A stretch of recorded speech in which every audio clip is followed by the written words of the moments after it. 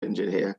Like, and then, before you know it, he's in on the defence. And it was absolutely fucking diabolical. So homework-wise, I mean, first of all, the commentary, I thought they were spot on in terms of everything, actually. On the night we were shit. Our attitude was shit. Yeah.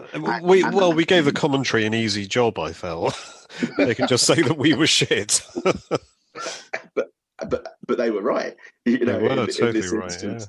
yeah. And I don't know, just attitude was poor, is really poor. So that was the first thing. The second thing I wanted to say was about, where you've said about Mourinho, and there was an interview, I can't remember if it was after that from Demba Ba.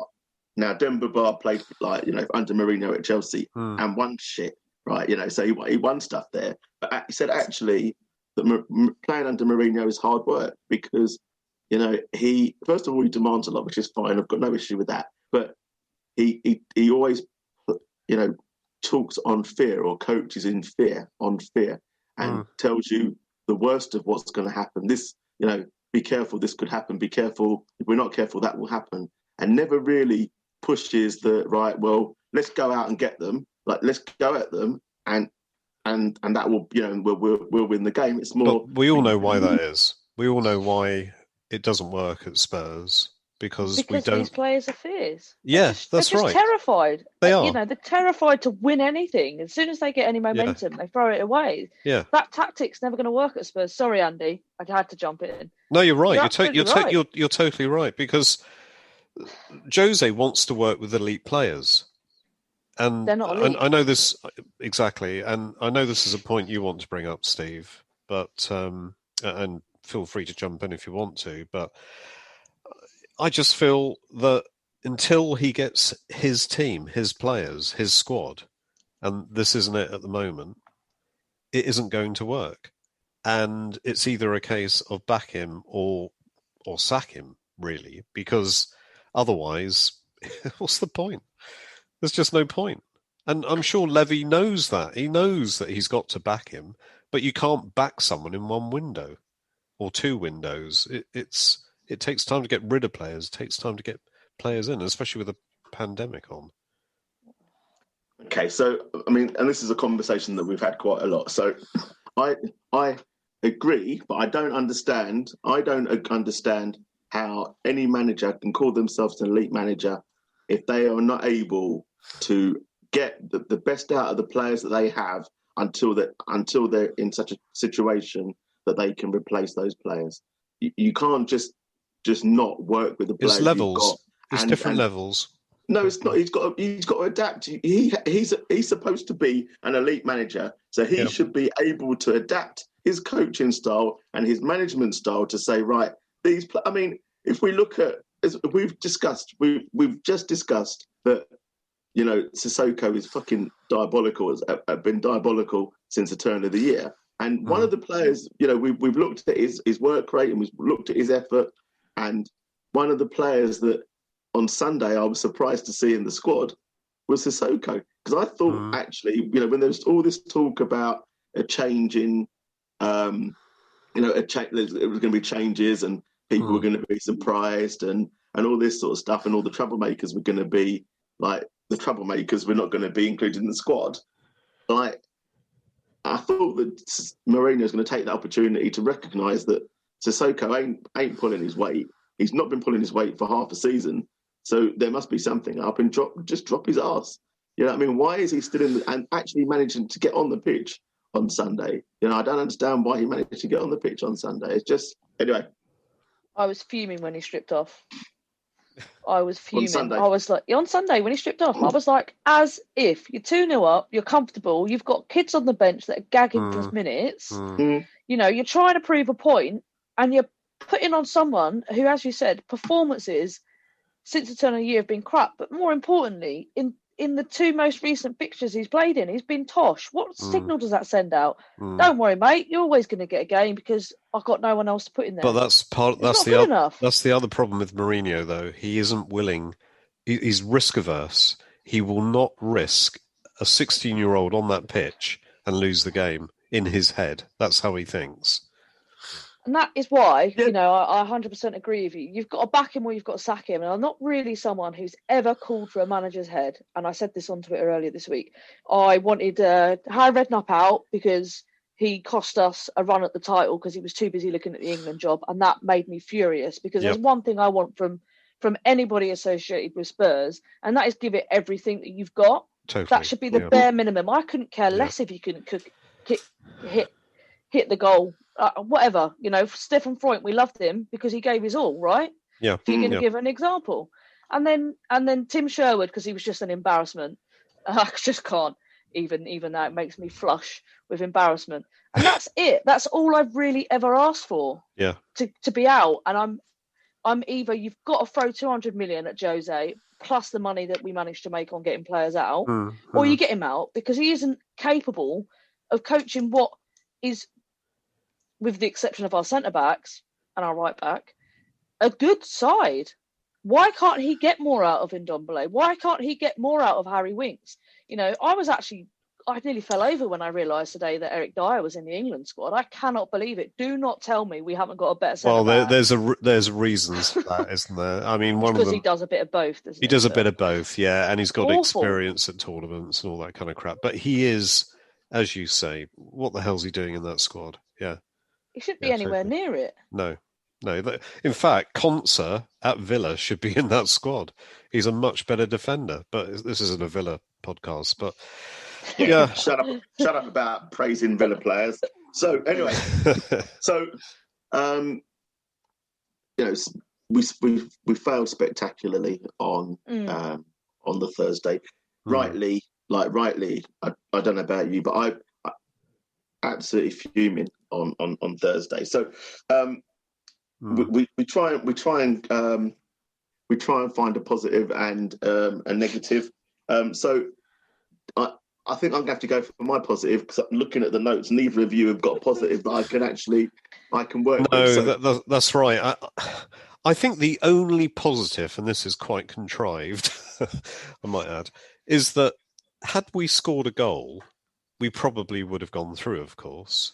And this would not even be, it could have ended up being 3-1 in Zagreb, and everybody would have gone, we tried our luck there. It couldn't have, though, because we never really looked like scoring, so it couldn't have ended up being no. But that's why I said it's contrived. Okay, but had we done that, of course, the whole, that would have been completely positive, wouldn't it? Because we just go on to the next round and move on. But of course, that never did happen. Yeah, no, of course. So I'm not sure where we're going with that one, Andy, because it didn't happen. But I mean, the only thing that obviously the only positive that I found, and I think I know a lot of people on social media did, and it was a pretty long interview, so I don't usually spend my time watching the whole interviews. But Lloris's interview I thought was fantastic. I thought it was on the money. I thought it was on the button. Sarah, I know you kind of said, well, if why is he not in the changing room knocking heads? But he probably is. Yeah, we don't have to be. He probably is. We know that he's done this in the past. We know that he's been in there and had a go and had a shout, and he's just thinking, right, do you know what? Fuck you. I'm gonna come out and say it, because he was asked the question, and it was very considered and deliberate responses that he gave. It was unusually honest for a player, and for the captain to come out and say, do you know what? Not happy. The attitude sucked. There's issues in the background. There's issues within the camp. And because the immediate aftermath of that, the fans who have a hate and a loathing of the manager, their instant reaction is to go, it's always the manager's fault.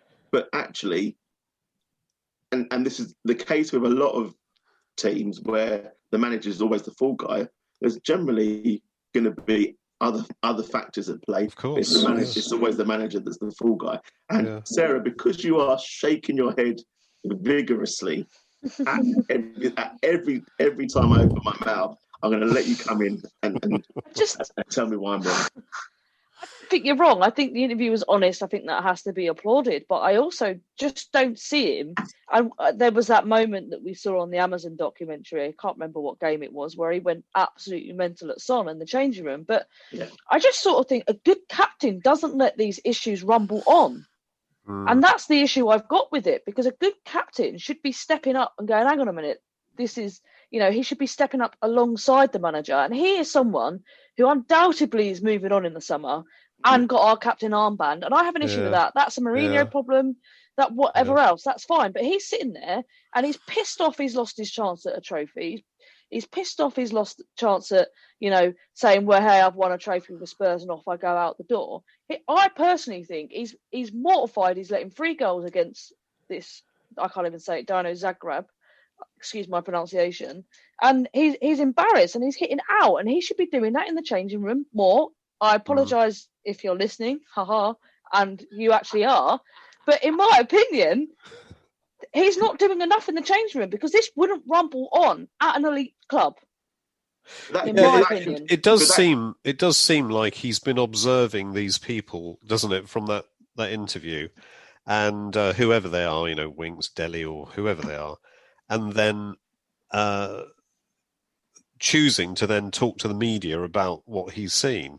But you say that. But I'm not entirely sure that's what's going on, though, is it? Yeah, I mean, and I agree, and I think you've got to remember that Kane, first of all, Kane's the vice captain, and has in the team meetings, have shown in the team meetings, and that's just the stuff they show in the team meetings, that he's called out the commitment of players as well. So this is just the stuff we see or we saw, which was actually probably filtered down quite a lot. You know what I mean? So you've got the captain probably and the vice captain, and you've got Højbjerg in there, who's an ex-captain of Southampton and seems to say it as it is as well. So ultimately, I agree with you, Sarah, but I wonder if it doesn't matter what's being said, that the mentality of some of these players is so bad, right, that actually it doesn't matter what is said. They couldn't give a fuck. They're getting paid.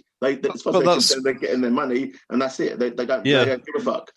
Yeah. But then don't tell me that there isn't players at the club that want to play more than that, regardless of their regardless of their underlying quality. Why have we shipped out players like Skip as well, and allowed players like just because he's there and he's had a bad couple of weeks, Sissoko, to go in there? And it just winds me up. It's almost like I applaud Levy for his. But I kind of think having Skip out of that is good for him. I agree. Imagine? He's going to come back a much better player. He's going to be more mature. He's going to come back a much better player. But next season, he's going to have 3 games. And he's not going to set the world alight, in the first 5 games of next season. And then people are going to be on his back. They'll be on his back. They won't remember. Football. They won't remember this season and how wonderful apparently he was at Norwich. They'll be on his back straight away, and they'll be saying this guy's average and shouldn't be in a team that wants a challenge for the title. It's that's where we're going to be. So it's difficult. I think these players have got big contracts from Levy because the natural progression of the club, and we seem to have gone backwards on it. Because these players were picking up massive salaries based on bonuses, based on wins, based on performances, based on X, Y, Z. And as we've got better and better and better, these players have rightly negotiated better deals and better baselines. So they're looking at it now and they go, we don't need to fucking win to earn 100k a week. This is what the fans wanted. The fans, you can't have it. You can't really have it both ways, because the fans were going, right, well, Levy's a tight ass, putting in these incentivized pay structures, and we're losing players, and that's why these players are going everywhere else, because they can just go and get the basic pay, a higher basic pay in a different club, and now they get the higher basic pay, and the incentives are no longer there.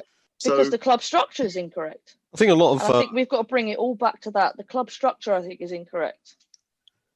But the fans' perception of Levy is almost as if he doesn't buy a pint, isn't it?